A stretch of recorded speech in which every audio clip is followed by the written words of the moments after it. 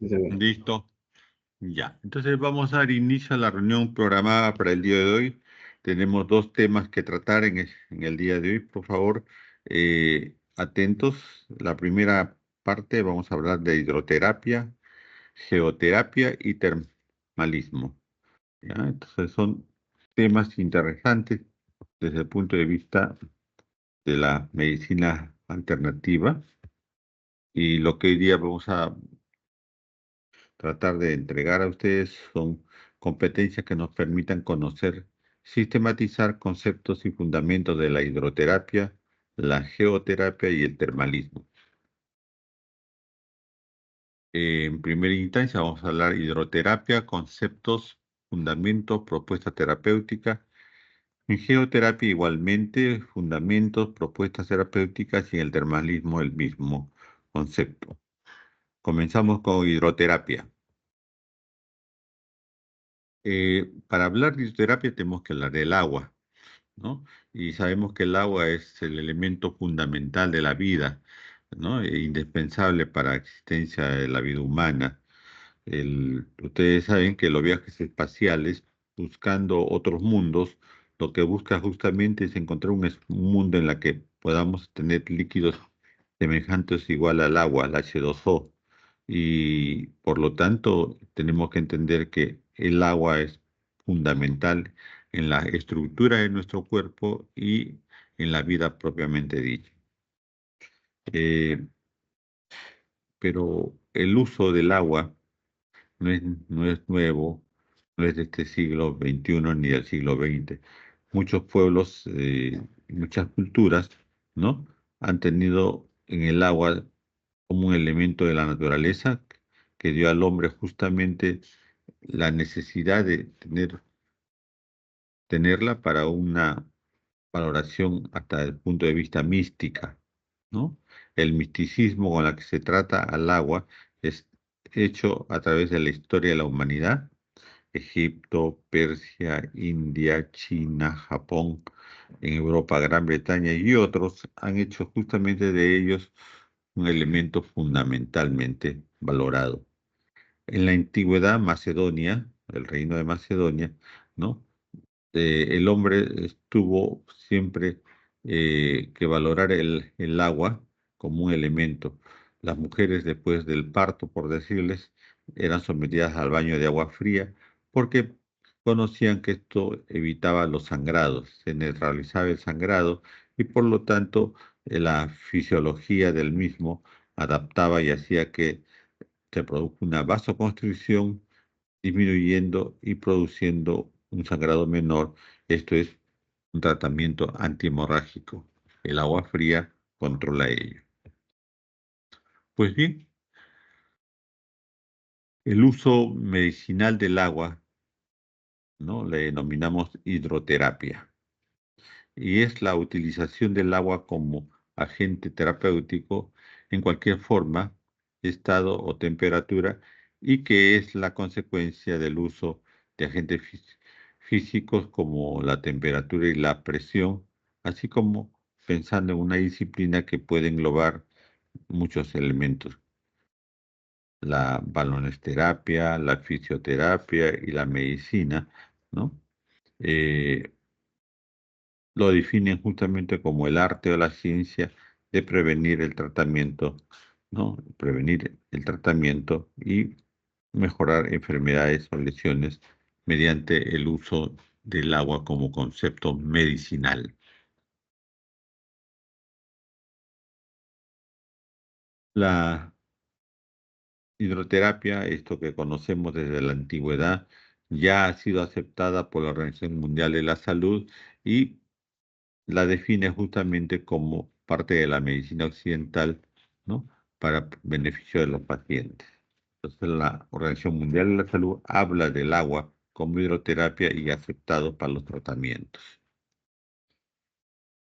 Si hablamos de hidroterapia, tenemos que hablar justamente de los tres estados de materia que lleva esta nomenclatura, ¿no? El agua, ustedes saben que en menor de 0 grados centígrados se solidifica y lo conocemos como hielo. A más de 100 grados centígrados el agua se evapora, ¿no? y menos de 100 centímetros de grados centígrados, el agua es líquida. Tenemos que entender que la fisiología del ser humano es el conocimiento a la respuesta de los diferentes estímulos hidroterápicos que han permitido hacer de él un mejor uso como medicina. Y por lo tanto, ¿no? La hidroterapia, tal como la conocemos actualmente, nos permite ser una herramienta para el tratamiento de muchos cuadros patológicos como el traumatismo, los reumatológicos, los digestivos, los respiratorios o los neurológicos. Entonces, hidroterapia en las diferentes especialidades médicas. ¿Y qué propiedades terapéuticas podemos encontrar en él? Esto es que nos permiten sentar la base del tratamiento de las alternativas a las alternativas hacia los pacientes. ¿Y cuáles son? ¿No? La dinámica a través de los grifos con presión que incrementa la misma a través de elevación del elemento hidrostático hacia el organismo y mejora y aligera el retorno venoso, ejerciendo un efecto relajante sobre el paciente. Entonces, el primer punto, estimulación del retorno venoso, no mejorando la circulación que conocemos. La mecánica a través de los masajes incrementa la temperatura del cuerpo y mejora, ¿no? Alivia adecuadamente los dolores articulares. Y la función química es por la que nosotros adicionamos el agua a otras sustancias, podemos encontrar una terapéutica mucho mejor todavía.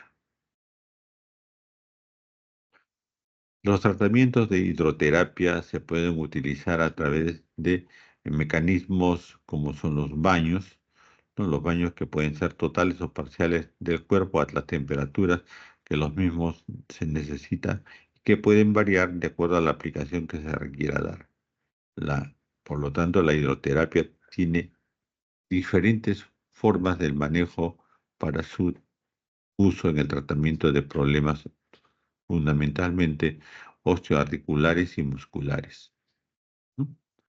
Los baños simples que pueden hacerse a un paciente en una bañera o tanque tienen fundamentalmente la propiedad de producir la relajación del paciente, ¿no? Y para ello pueden usarse las diferentes temperaturas de las que hemos hablado. Hay baños parciales. Los baños parciales, fundamentalmente hechos sobre elementos que han sido lesionados exclusivamente, tienen la particularidad justamente que mejora la circulación del cuerpo en las zonas dañadas. Otros elementos pueden ser en forma gaseosa, el vapor del agua, ¿no? Que se utiliza a unas temperaturas que nuestro organismo pueda soportar racionalmente, tratando de encontrar justamente en el calor que produce el agua la mejoría de fundamentalmente articulaciones y músculos.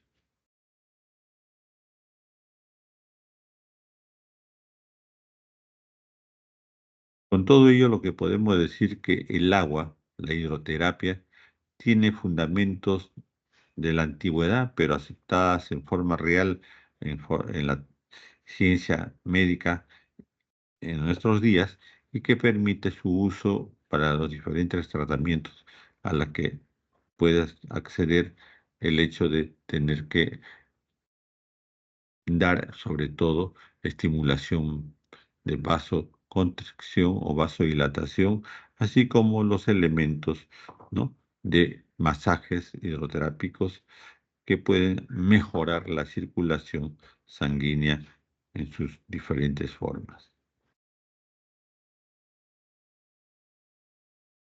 Se hablan de duchas, se hablan de chorros, pero fundamentalmente cuando hablamos de ducha y de chorros estamos hablando de masajes localizados con la fuerza del agua, ¿no? Que se produce justamente al manejar presiones de las mismas que pueden ayudar valorativamente con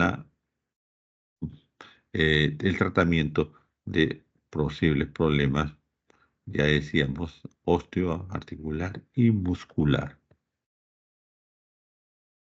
Se dice por eso que fortalece la musculatura debilitada, incrementando su fuerza y su resistencia, facilita la deambulación y otras actividades recreativas, ¿no? Movimiento de los miembros, mejora la percepción de la posición de las diferentes partes corporales debido al estímulo de la presión hidrostática sobre la piel, colabora en la recuperación de la confianza necesaria para el posterior desarrollo de ejercicios, de otros ejercicios. La parálisis cerebral, un problema que sucede en niños pequeños, fundamentalmente posteriores o inmediatamente del nacimiento, eh, mejoran tremendamente su desarrollo osteomuscular con la hidroterapia, ¿no? Y recuerden ustedes que el peso físico corporal disminuye también en los pacientes cuando se someten a las zonas de agua, como son las piscinas, las piscinas fundamentalmente de hidroterapia. Ahora, la temperatura del agua que va de 0 hasta 43 °C nos permite darles las propiedades con las que podemos nosotros contar. Esta, esta lámina que les presento justamente nos habla de tratamientos aplicativos muy fríos o helados, fríos, frescos, tibios, neutrales, calientes y muy calientes. Son momentos específicos que vamos a necesitar saber las temperaturas promedio que nos permitan utilizar el agua, la hidroterapia, para los tratamientos que nosotros queramos hacer. Algunos efectos fisiológicos que podemos producir con el agua de acuerdo a la temperatura a la que exponemos al paciente.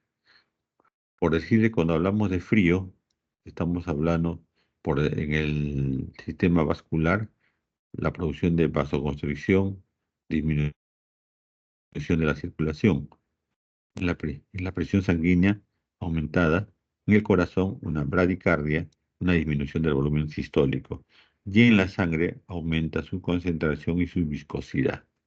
Pero si utilizamos en calor,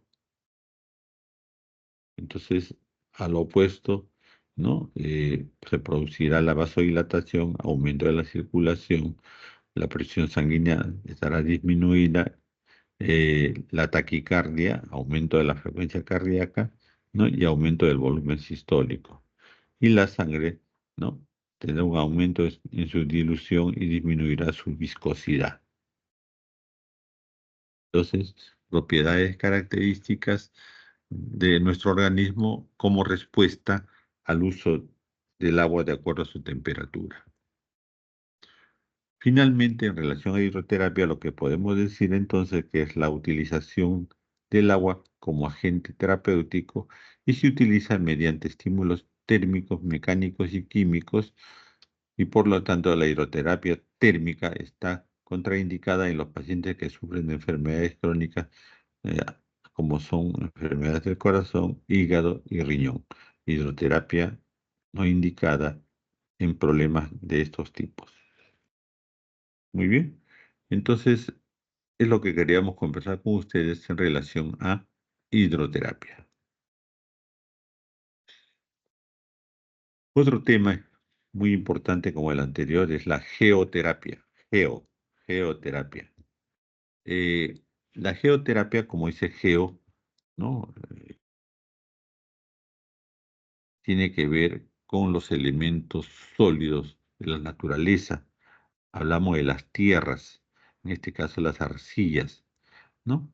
Las tierras arcillosas son rocas sedimentarias procedentes de la erosión lenta de los feldespatos presentes en el granito, cuya composición y componente principal es el silicato de alumina. El silicato de alumina, entonces, es el componente principal de las tierras arcillosas y por lo tanto, al formarse en diversos lugares estos ambientes marinos profundos llamados ventos, en los lagos, en las zonas profundas, etcétera, la composición total de las arcillas varía bastante de un yacimiento a otro. Lo fundamental es saber que la geoterapia se fundamenta en el uso de arcilla, que contiene, entre otros, principalmente el silicato de alúmina. Por lo tanto, tendrá también otros componentes la tierra arcillosa, como es el silicio, ¿no? Y su forma primitiva nos permitirá justamente poder conocer minerales que contienen, además de lo que mencionamos, ¿no? La cal, el magnesio, el óxido de hierro y óxidos alcalinos, todos los cuales, pues, permiten darle propiedades a la tierra arcillosa y nos permite entonces entrar a un concepto que vale la pena conocer, la geoterapia, el cual es el uso terapéutico de las diferentes tierras medicinales como la arcilla para la prevención, alivio o curación de enfermedades. Esto es desde hace muchísimos tiempos atrás pasados, ¿no? Se dice que los egipcios utilizaban, ¿no? Para momificar a sus muertos, los griegos para calmar dolores y curar fracturas. Entonces, también igual como la hidroterapia, tiene un pasado ancestral en el manejo del punto de vista medicinal. Y esto de la geoterapia está en relación al uso de arcilla, ¿no? El cual se ha extendido cada vez más en el mundo como uso terapéutico, asimismo el manejo para mejorar la capacidad estética de los pacientes.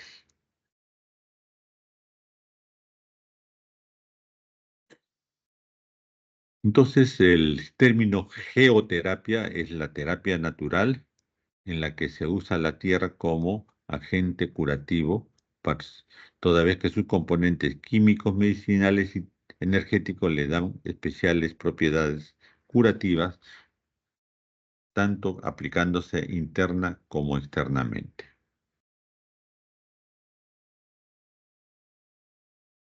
Les decía inicialmente que la tierra, justamente, sus componentes y sus propiedades dentro de la geoterapia, se basa en que deben contener silicio, fosfato de hierro, calcio, magnesio, sodio, potasio y otras sustancias químicas y inorgánicas. El componente de todos estos elementos que estamos diciendo puede ser bajo el formato de barro, de lodo, ¿no? O de elementos arcillosos. Geoterapia, la misma que nos interesa conocer ahora en forma puntual. Cuando es arcilla le llamaremos arcilloterapia. La arcilla conviene saber que proviene de una composición de elementos como los feldespatos, estos feldespatos minerales que se forman como parte del granito, contienen en forma bioquímica minerales y obligatoriamente indispensables en todo ser vivo que desempeñan importantes funciones de nuestro cuerpo.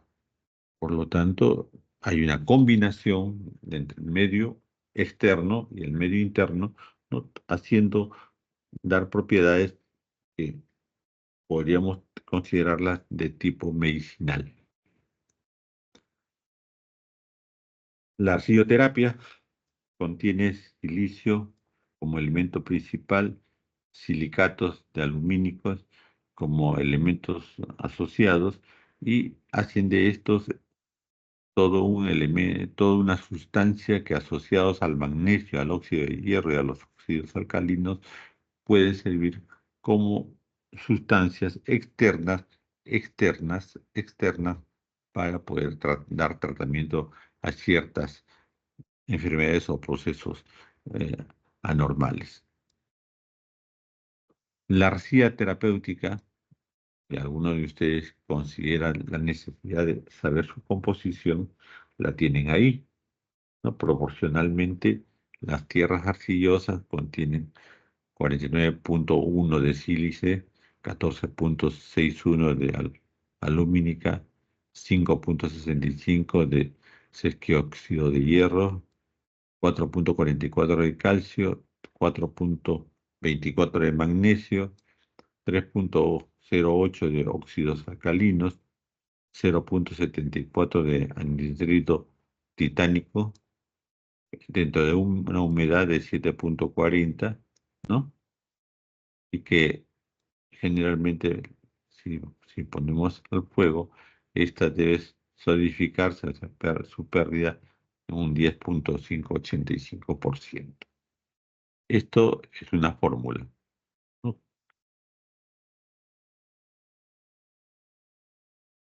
Habría que conversar como conocimiento valorativo científico de cada uno de los componentes cuyas propiedades pueden dar resultados positivos en el manejo de la arcilla, de la geoterapia y fundamentalmente de la arcilloterapia.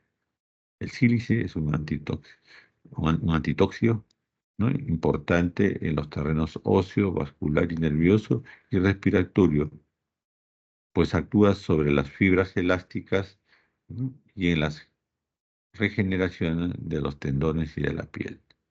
El magnesio, fundamental para el resarcimiento, ¿no? De los huesos, pues permite la correcta asimilación del calcio, ¿no? Esto es valorativo, ¿por qué? Porque estimula al drenaje hepático, ¿no? De un estimulador biliar, un antiséptico y un antioxidante que activa la regeneración de las células y calma y reequilibra el valor del elemento psíquico.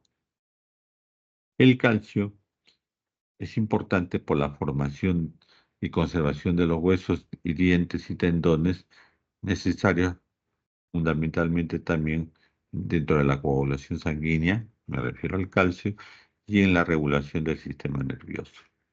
El hierro produce coa- coadyuga, ¿no? A la formación de los glóbulos rojos en la sangre, ¿no? Y favorece la circulación y oxigenación del organismo, pues interviene en la generación de energía.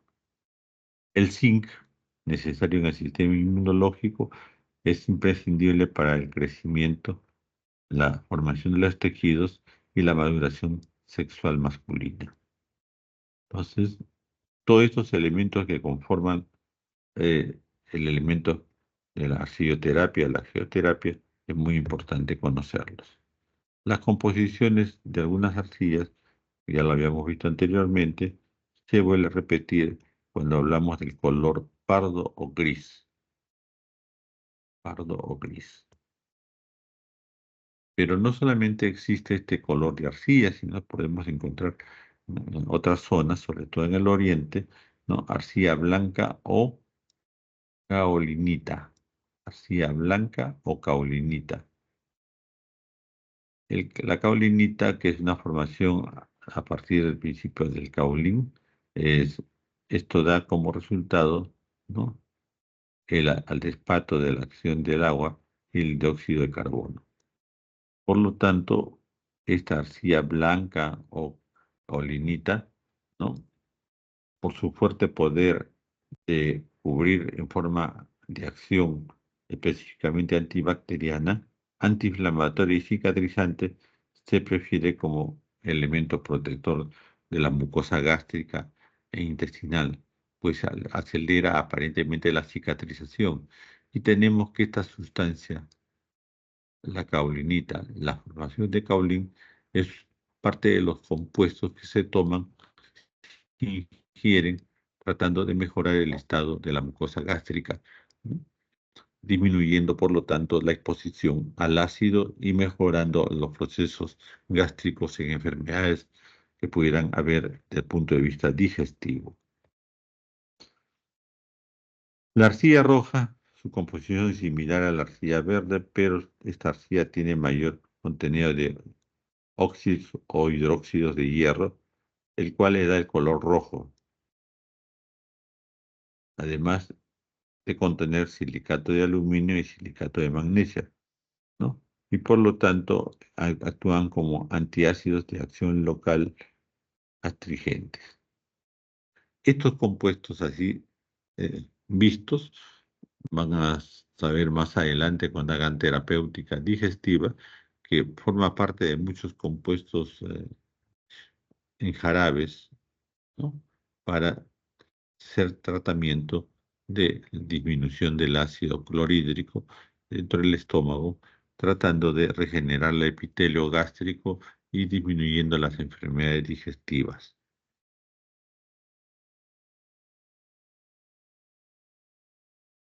Se sabe que la acción de estos elementos, ¿no? Son sumas de factores bioquímicos, de factores mecánicos y de factores eh, termofísicos.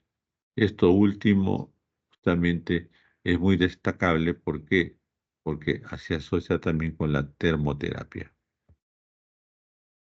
Desde el punto de vista térmico, los fangos medicinales del que hemos estado hablando se encuentran hasta entre 42 a 44 grados centígrados, después de lo cual, ¿no?, lentamente desprenden su calor. Desde el punto de vista mecánico, la presión de la masa del fango, ¿no?, ayuda de sobremanera al manejo externo del tratamiento. Desde el punto de vista químico, los gases sueltos en la fase gaseosa, como son los sulfuros, minerales que se encuentran en las sustancias biológicamente activas, ¿no?, como son los ácidos húmicos, también nos sirve para los tratamientos respectivos. La acción térmica, que nos da efectos locales y efectos sistémicos, efectos locales, vasodilatación, hiperemia local, liberación de la histamina. Desde el punto de vista sistémico, estimulación de la frecuencia respiratoria y cardíaca, aumentando la temperatura en 0,8 grados centígrados y haciendo una descarga suboral.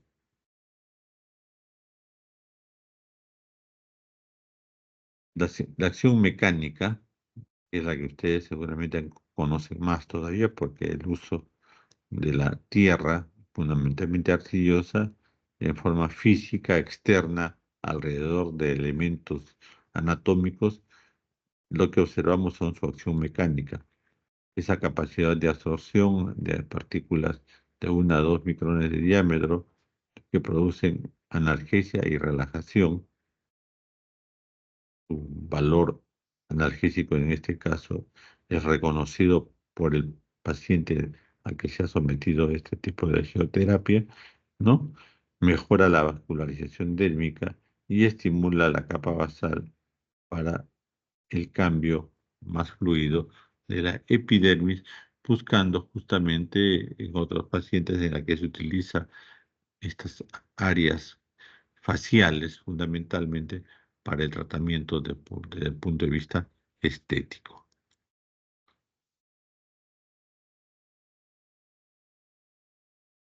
Entonces, al avanzar la ciencia y reconocer las características y las propiedades de la arcilla, se ha utilizado y se ha combinado con otras sustancias como son las hierbas medicinales, los aceites esenciales y las tinturas, buscando crear sustancias de mayor valor agregado en el tratamiento del cual hemos conversado. Por lo tanto, la geoterapia, en base a la valoración de la tierra, fundamentalmente arcillosa, conlleva al uso externo fundamentalmente, tratando de valorar sus propiedades curativas y sobre todo sus propiedades de apoyo coagulante, coactivo con otros tipos de tratamientos.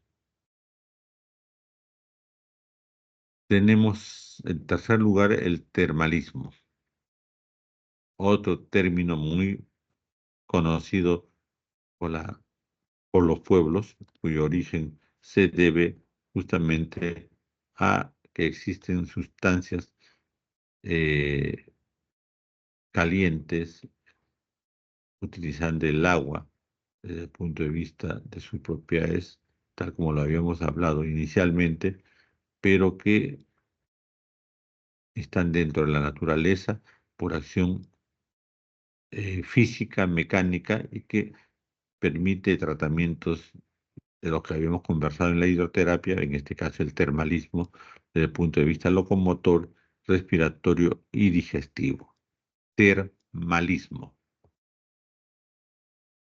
engloba una serie de conceptos relacionados con el uso del agua, mineral medicinal y mineral natural, ya sea en forma termal o en el mar o en los lagos salados, toda vez que los elementos que los acompañan, es decir, asociados al clima, a los sedimentos de estas aguas y derivados, pueden producir sustancias que desprenden gases y cuyas propiedades vamos a ver ahora.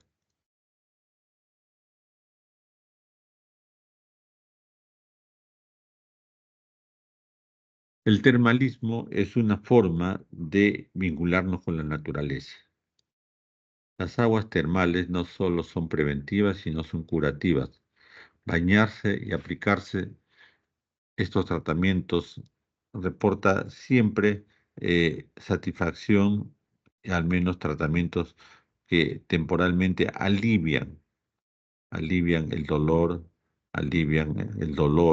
en zonas articulares, fundamentalmente en las manos, en las rodillas, en los codos, en los hombros, ¿no?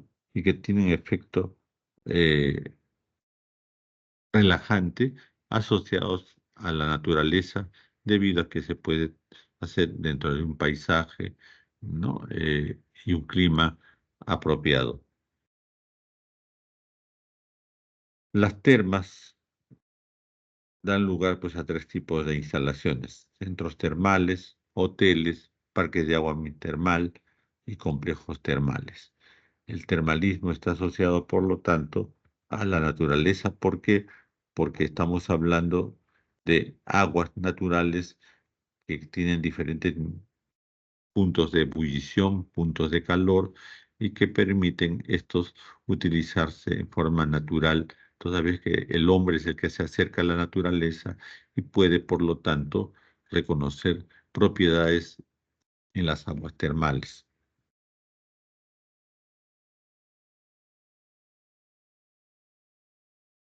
¿Qué importancia tienen las aguas termales? Aumentan la temperatura corporal, mejoran la circulación sanguínea, oxigenan y eliminan toxinas, estimulan el sistema inmunológico, ¿no? Y producen el aumento natural de las endorfinas. Las aguas termales, que seguramente muchos de ustedes conocen en las diferentes partes del Perú. Las aguas termales, según su temperatura, pueden ser frías, pueden ser hipotermales o mesotermales.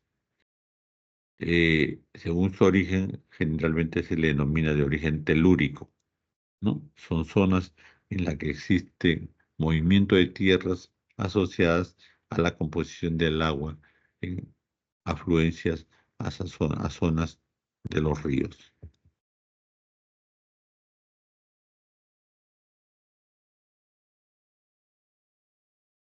Pues bien, también estas sustancias que contienen las aguas termales, como el hierro, el cloro, el azufre, los bicarbonatos, son sustancias que asociadas al cromo, sodio, al fósforo, al arsénico, al yodo, al flúor, al silicio y otros minerales pudieran, no son contundentes, pero pudieran ser elementos que ayudan a mejorar la dermatosis, la psoriasis, enfermedades de los hongos, la micosis, ¿no?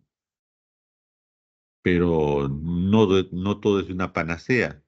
Hay contraindicaciones, ¿no?, que deben tenerse en cuenta antes de ingresar al uso de estas aguas de tipo termales.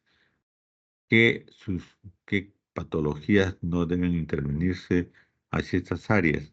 Los cardiópatas, sobre todo los descompensados, los pacientes hepáticos que están en enfermedades activas desde el punto de vista hepático y renal, en los pacientes que tienen tumores malignos, en los pacientes que tienen hipertensión grave, en los pacientes que tienen infecciones crónicas como la tuberculosis, en pacientes que tienen dermonopatías húmedas.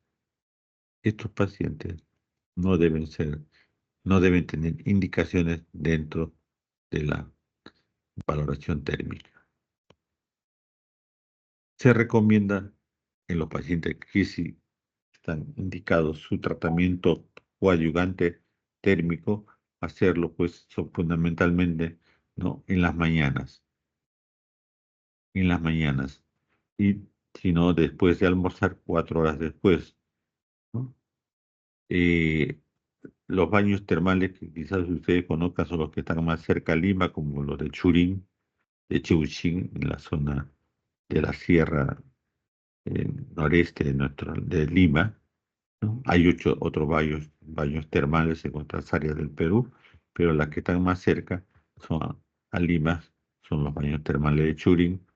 También tenemos los baños termales, baños del Inca en Cajamarca, también tenemos en Siguas, también tenemos en Arequipa, zonas donde sucede justamente la valoración porque el agua termal es manejada en forma razonable y crean áreas de turismo y de turismo de tratamientos. Muy bien. Entonces, hasta este momento hemos hablado de 3 temas importantes dentro de lo que es la medicina alternativa: hidroterapia, geoterapia y termalismo. ¿Algún comentario sobre ello?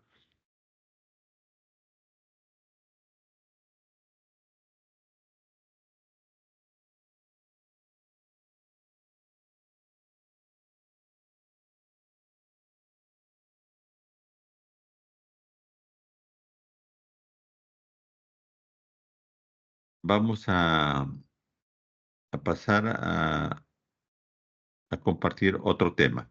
¿Se me escucha, por favor? ¿No? ¿Con un comprendido? Sí, doctor, sí se le escucha. Ya. Vamos a cerrar. Entonces, vamos a cerrar este otro. Y vamos a ver.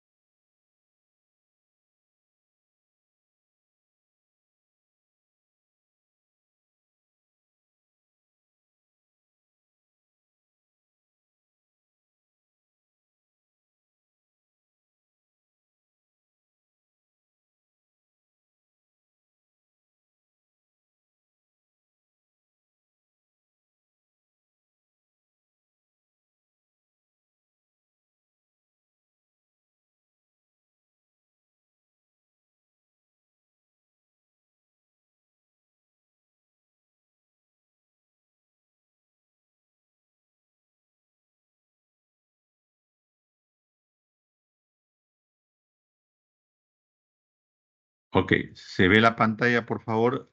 Tema número 6 o semana número 6.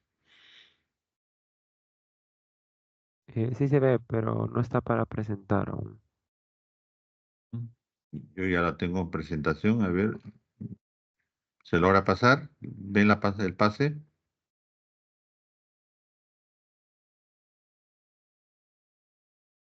No, o sea, yo por lo menos yo aún lo veo que no está para presentar. Ya, vamos al momentito, entonces salir de esto.